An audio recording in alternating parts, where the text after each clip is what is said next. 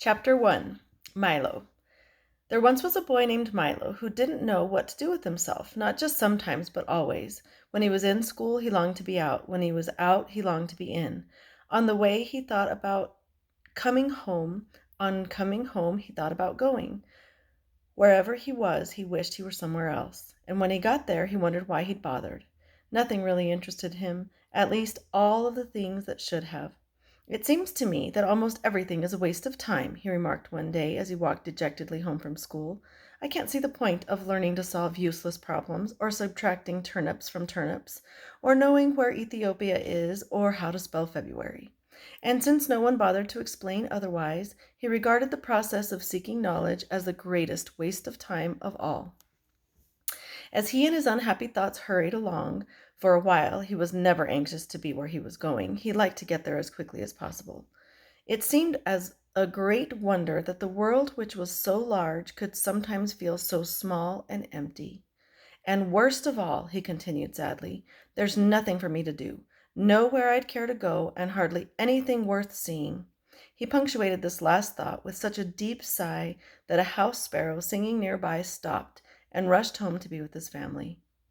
Without stopping or looking up, Milo dashed past the buildings and busy shops that lined the street, and in a few minutes reached home, dashed through the lobby, hopped onto the elevator, 2, 3, 4, 5, 6, 7, 8, and off again, opened the apartment door, rushed into his room, flopped dejectedly into the chair, and grumbled softly. Another long afternoon. He looked glumly at all the things he owned. The books that were too much trouble to read, the tools he'd never learned to use, the small electric automobile he hadn't driven in months, or was it years? And the hundreds of other games and toys, bats and balls and bits and pieces scattered around him. And then, to one side of the room, just next to the phonograph, he noticed something he had certainly never seen before. Who could possibly have left something like an enormous package, and such a strange one? For it was not quite square, it was definitely not round, and for its size it was larger than almost any other big package of smaller dimension that he'd ever seen. Attached to one side was a bright blue envelope which simply said, "For Milo, who has plenty of time." Of course, if you've ever gotten a surprise package, you can imagine how puzzled and excited Milo was. And if you've never gotten one, pay close attention, because someday you might. "I don't think it's my birthday," he puzzled, "and Christmas must be months away, and I haven't been outstandingly good, or even good at all." He had to admit this to himself. "Most probably I won't like it anyway, but since I don't know where it came from, I can't possibly send it back." He thought about it for a while and then opened the envelope, but just to be polite. "One genuine turnpike toll booth," it stated, and then it went on, "easily assembled at home and for use by those who have never traveled in lands beyond." Beyond what, thought Milo, as he continued to read. "This package contains the following items. 1. Genuine turnpike toll booth to be erected according to directions. 3. Precautionary signs to be used in a precautionary fashion.